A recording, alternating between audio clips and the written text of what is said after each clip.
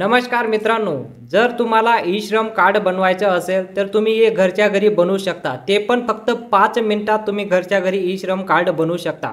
कोणाला ₹1 पण द्यायची गरज नाही। मी तुम्हाला सोप्या पद्धतीमध्ये सांगतो की तुम्ही फक्त ऑफिशियल जे वेबसाईट आहे गव्हर्नमेंटची e-shram.government.in या वेबसाईटवर जायचं आहे। सिंपल गुगलवर तुम्ही सर्च करायचं इथं गुगलवर तुम्ही e-shramcard.government.in असं याला सर्च करायचं। जसंही तुम्ही सर्च केलं तुमच्या समोर असं पेज येऊन जाईल। तुम्ही मोबाईलवर पण करू शकता। 5 मिनिटात तुम्हाला लगेच बनवून दाखवतो की ई-श्रम कार्ड कसं बनवता येईल। सरकार यावर वेगवेगळ्या योजना आणतंय। एकूण 70 योजना यावर आपल्याला राबवता येतील ई-श्रम कार्डवर। तर तुम्ही आत्ताच बनवून ठेवा आणि ऑलरेडी जर बनवलं असेल त्याला अपडेट कसं करायचं ते पण मी तुम्हाला सांगणार आहे। आणि या ई-श्रम कार्डद्वारे ₹3000 कसं भेटतील ते पण तुम्हाला पुढे माहिती सांगतो। सर्वात आधी तुम्हाला ई-श्रम कार्ड बनवून दाखवतो 5 मिनिटात कसं बनवायचं।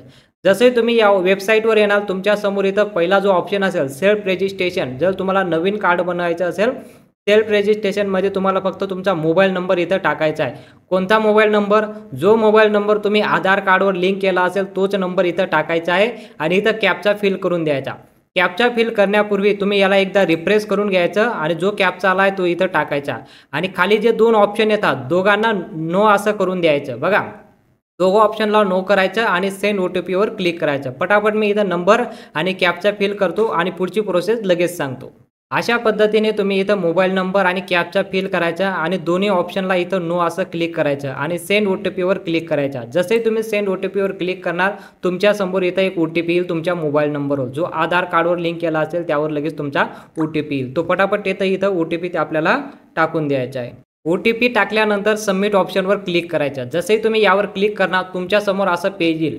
आधार नंबर इथं टाकायचा आहे। बघा पुढचं जे पेज येणार आहे त्यावर तुम्हाला काय करायचं आहे आधार नंबर टाकायचा आहे। तुमचा जो आधार नंबर असेल तो सिंपल इथं टाकायचा आहे आणि इथं सिंपल कॅप्चा पण फिल करून सबमिट ऑप्शनवर क्लिक करायचं आहे। पटापट मी इथं आधार नंबर टाकतो आणि कॅप्चा फिल करून सबमिट करतो। इथं आधार कार्ड नंबर टाकून कॅप्चा फिल करून याला OTP ऑप्शनला क्लिक करायचं। बघा इथं फिंगरप्रिंट इरिस असं ऑप्शन दिलंय पण इथं OTPवर क्लिक करायचं आणि कॅप्चा फिल करायचा आणि इथं आय ॲग्री कंडिशनला क्लिक करायचं तेव्हा सबमिट ऑप्शन येईल। बघा या ऑप्शनला जर तुम्ही अनचेक केलं तर सबमिट ऑप्शन येणार नाही। याला आपण असं क्लिक करायचं क्लिक करून सबमिट ऑप्शनवर क्लिक करायचं। जसे तुम्ही सबमिट ऑप्शनवर क्लिक करणार तुमच्या समोर एक OTP येईल। तो OTP इथं फिल करायचा आहे। बघा लगेच OTP फिल करतो। OTP टाकल्यानंतर व्हॅलिडेट या ऑप्शनवर क्लिक करायचं। जसे तुम्ही यावर क्लिक करणार तुमच्या समोर असं पेज येईल। बघा इथं तुमच्या समोर असं पेज येईल। बघा आता इथं तुम्हाला पूर्ण डिटेल भरायची कसं डिटेल टाकायची नाव बर्थ डेट जेंडर वगैरे सर्व काही इथं तुम्हाला एडिट करायचं आहे। कसं करायचं त्याला मी लगेच तुम्हाला करून दाखवतो।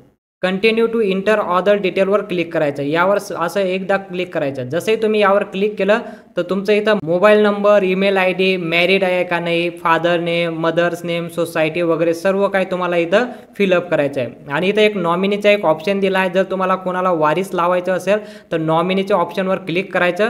जर वारीस लावायचा नसेल तर नो असं क्लिक करायचं। तुम्ही यावर सर्व माहिती भरून ठेवायची। माहिती भरून सेव्ह आणि कंटिन्यूवर क्लिक करायचं। पटापट मी माहिती भरतो आणि लगेच कंटिन्यू करतो। तर अशा प्रकारे सर्व माहिती तुम्ही फिलअप करून घ्यायची। माहिती तुम्ही सर्व व्यवस्थित भरायची। इथं जे डॉक्युमेंट दिलंय PDF फाईल अपलोड करायची जी कॅटेगरीचं हे ऑप्शनला आहे। जर तुम्ही नाही पण केलं तरी चालेल काही याला अपलोड करायची गरज नाही बरोबर। आणि या ऑप्शनला नो करायचं। डिफरन्स जे असतं ना त्याला तुम्ही नो करायचं। बाकी सर्व व्यवस्थित टाकायचं। नॉमिनी लावायचं असेल तर त्याचं नाव वगैरे त्याचं जन्मतारीख वगैरे सर्व काही इथं लिहून सेव्ह कंटिन्यू यावर क्लिक करायचं। सिंपल यावर क्लिक करायचं। जसे तुम्ही यावर क्लिक करणार दुसरं तुमच्यासमोर ऑप्शन येईल रेसिडेंटल ॲड्रेस म्हणजे तुमचा परमनंट जो ॲड्रेस असेल तो इथं फिल करायचा। सर्वात आधी तुम्ही इथं स्टेट निवडून घ्यायची। आपली स्टेट महाराष्ट्र आहे म्हणून महाराष्ट्र मी इथं निवडून घेतो महाराष्ट्र। आणि इथं होम ॲड्रेस म्हणजे तुमचा तालुका वगैरे काय असेल तर तालुका वगैरे तुम्ही इथं निवडून घ्या। तुमचा जिल्हा वगैरे काय असेल ते जिल्हा तालुका वगैरे। आणि इथं तुम्हाला स्टेट स्पेसिफिक ID टाकावा लागतो। तो आपला महाराष्ट्राचा ID आहे 17 बरं का। इथं 17 ID असं टाकून द्यायचं। आणि इथं करंट ॲड्रेस जो असेल अर्बन किंवा रुरल अर्बन म्हणजे शहरी भागात जर असाल तर अर्बनवर क्लिक करायचं आणि रुरल म्हणजे जर तुम्ही ग्रामीण भागात राहत असाल तर यावर रुरलवर क्लिक करायचं आणि तुमचा पूर्ण ॲड्रेस वगैरे इथं टाकून द्यायचा। डिस्ट्रिक्ट वगैरे सर्व काही तुम्हाला पिनकोड वगैरे इथं टाकायचा आणि इथं शेवटी लिहायचं तुम्ही या लोकेशनवर किती वर्षापासून राहता इथं तुम्ही सिलेक्ट करू शकता। बघा इथं क्लिक करायचं, तुम्ही 10 वर्षापासून राहता, 15 वर्षापासून राहता, मोर दॅन 25 इयर्स असं क्लिक करून द्यायचं, बरोबर। आणि जर तुम्ही आता दुसऱ्या ॲड्रेसवर राहत असाल तर तुमचा परमनंट ॲड्रेस इथं टाकायचा, आणि जर तुमचा हाच ॲड्रेस परमनंट असेल तर यावर काही फ्लिप करायचं गरज नाही, आणि सेव्ह आणि कंटिन्यूवर क्लिक करायचं।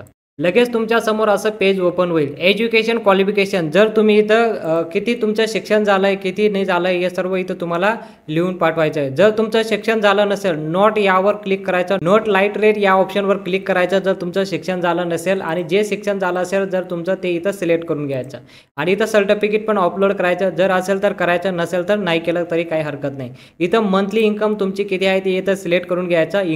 इन्कम जे काढताना त्यावर जे इन्कम असतं ती इन्कम तुम्ही इथं सिलेक्ट करून सर्टिफिकेट जोडलं तर चालेल, नाही जोडलं तरी चालेल, फक्त या 2 ऑप्शनला तुम्ही क्लिक करून द्यायचं। पटापट मी ऑप्शन भरून लगेच सेव्ह आणि कंटिन्यूवर क्लिक करतो। जसंही तुम्ही सेव्ह आणि कंटिन्यूवर क्लिक केलं तर तुमच्या समोर असं फॉर्म येऊन जाईल। ऑक्युपेशन स्किल म्हणजे तुम्ही काय काम करत आहात, तुम्हाला कोणतं स्किल आहे, सर्व काही तुम्हाला इथे माहिती भरायची। माहिती सोप्या पद्धतीत भरायची, जास्त काही घाबरायची गरज नाही। बघा कसं भरायची, लगेच तुम्हाला भरून दाखवतो। सर्वात आधी तुमच्या समोर 2 ऑप्शन येतात, एक नो आणि यस असं 2 ऑप्शन येतात। पहिल्या ऑप्शनला इथं काय म्हणलंय की तुम्ही are you working from platform Ola, Uber वगैरे, झोमॅटो यासारखे इत्यादी यासाठी काम करत असाल तर यस करायचं, आणि यामध्ये जर तुम्ही काम करत नसाल तर नो करायचं। सिंपल इथं नो करायचं किंवा येस करायचं, पण इथं जास्त तर नोच ऑप्शन क्लिक करायचं। आणि प्रायमरी ऑक्युपेशन म्हणजे तुम्ही काय काम करत आहात याचा तुम्हाला एक नंबर येतो, तो नंबर कुठं भेटेल, इथं खाली एक लिंक दिली बघा, यावर क्लिक करायचं। तुम्ही जे काम करत असाल, तुमचं जे शिक्षण झालं आहे त्याप्रमाणे जर काम करत असाल तिथं एक नंबर दिला आहे, आणि जर तुम्ही ॲग्री करत असाल इथं बघा, इथं जसे तुम्ही क्लिक केलं तुमच्यासमोर असं पेज येईल बघा, असं पेज येईल तुमच्यासमोर। इथं सर्व प्रकारचं जे तुम्ही काय काम करता, तुम्ही शेती करता, तुम्ही गाई म्हशी वगैरे चालवता, तुम्ही फिटर आहात, तुम्ही जर एज्युकेशन आहात, तुम्ही जे काम करता त्याच्या पुढे एक नंबर येतो, हा बघा हा नंबर आहे। पूर्ण डिटेल PDF मध्ये फाईल आहे, तुम्ही जे काम करत असाल तो नंबर इथून कॉपी करायचा किंवा लिहून घ्यायचा, कॉपी करून इथं फक्त पेस्ट करायचा। जसे तुम्ही यावर पेस्ट केला ते काम इथं दिसून जाईल, आणि खाली एक ऑप्शन येतो वर्किंग म्हणजे किती महिन्यापासून करताय, किती दिवसापासून करताय, किती वर्षापासून करताय इथं दिलंय बघा। इन इयर इथं इयर दिलंय, किती वर्षापासून तुम्ही ते काम करताय तर तुम्ही इथं चॉईस करू शकता, बरोबर। तर सिंपल तुम्ही इथं चॉईस करून घ्यायचं। सेकंडरी ऑक्युपेशन म्हणजे दुसरं काही काम करताय का तुम्ही, दुसरं जर काही काम करत असाल तर ते इथं तुम्ही टाकायचं आहे। दुसरं काही काम करत असाल आणि त्याचं PDF फाईल पण अपलोड करायची, नाही करत असेल तर याला नो म्हणायचं, काहीच करायची गरज नाही।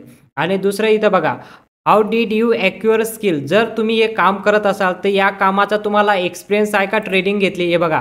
Receive from vocational technical training, did not receive any vocational training म्हणजे तुम्ही या कामासाठी काही ट्रेनिंग घेतली का, ट्रेनिंग घेतली असेल तर यस करायचं, आणि नाही तर दुसरं ऑप्शन तुम्ही इथं पर्याय म्हणून निवडू शकता। आणि इथं एक ऑप्शन येतो सबमिट स्किल, जर तुम्ही हे स्किल कसं शिकलाय, सेल्फ लर्निंग स्वतःहून शिकलाय का दुसरं कोणी शिकवलंय, लर्निंग ऑन जॉब तुम्ही जॉब करत असताना शिकलाय, ऑदर सर्व ऑप्शन इथं दिलं गेलंय। तुम्ही ज्या पद्धतीने शिकला असाल ते त्या तुम्ही इथं ते सिलेक्ट करून घ्यायचं, बरोबर। इंटरेस्ट इन स्किल अपग्रेड जे ऑप्शन आहे ना, इथं तुम्हाला एकच ऑप्शन भेटतं, त्या ऑप्शनला तुम्ही क्लिक करून द्यायचं, आणि सेव्ह आणि कंटिन्यूवर क्लिक करायचं। जसे तुम्ही सेव्ह आणि कंटिन्यूवर क्लिक करा तर तुमच्या समोर असं ऑप्शन येईल। शेवटचं ऑप्शन म्हणजे तुम्हाला इथं बँक डिटेल वगैरे टाकायची, जे पण सरकार नवीन स्कीम काढेल, जे पण तुम्हाला लाभ भेटणार, 3000 4000 जो पण लाभ भेटणार तुमच्या बँक अकाउंटमध्ये डायरेक्टली तो लाभ दिला जाईल। त्यासाठी तुम्हाला इथं बँक डिटेल फिलअप करायचं आहे। बँक डिटेल इथं पटापट मी फिलअप करतो। बँकचं नाव टाकायचं, बँक अकाउंट नंबर इथं टाकायचा आहे, कन्फर्म नंबर करायचं, बँक होल्डर नेम तुमचं नाव असेल तुमचं नाव टाकायचं, आणि इथं IFSC कोड जो असेल तुमचा IFSC कोड वगैरे टाकून बँकेचं नाव, ब्रँचचं नाव टाकून सेव्ह कंटिन्यूवर क्लिक करायचं। पूर्ण डिटेल इथं भरून घेतो आणि सेव्ह कंटिन्यूवर क्लिक करतो। जसंही तुम्ही इथं तुमची बँक डिटेल टाकणार, तुमचा IFSC कोड वगैरे टाकणार, सर्च ऑप्शनवर क्लिक करायचं, तुमचं बँकेचं नाव, तुमची ब्रँच इथं दिसून जाईल। सेव्ह आणि कंटिन्यूवर क्लिक करायचं। जसंही तुम्ही सेव्ह आणि कंटिन्यूवर क्लिक केलं तुमच्या समोर इथं तुमचा फॉर्म दिसून जाईल। आता तुम्ही जो फॉर्म भरलाय तो पूर्ण इथं तुम्हाला बघायला भेटून जाईल। इथं ऑटोमॅटिकली तुमचा फोटो अपलोड होऊन जाईल, जो आधार कार्डवर आहे तो ऑटोमॅटिकली इथं अपलोड होऊन जातो।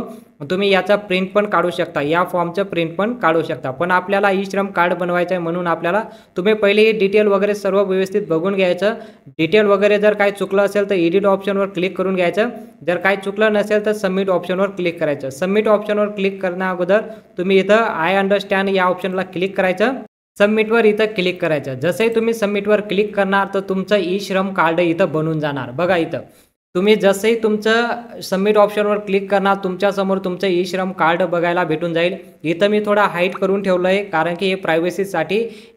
5 मिनिटात तुम्ही अशा पद्धतीने तुम्ही ई श्रम कार्ड घरच्या घरी बनवू शकता.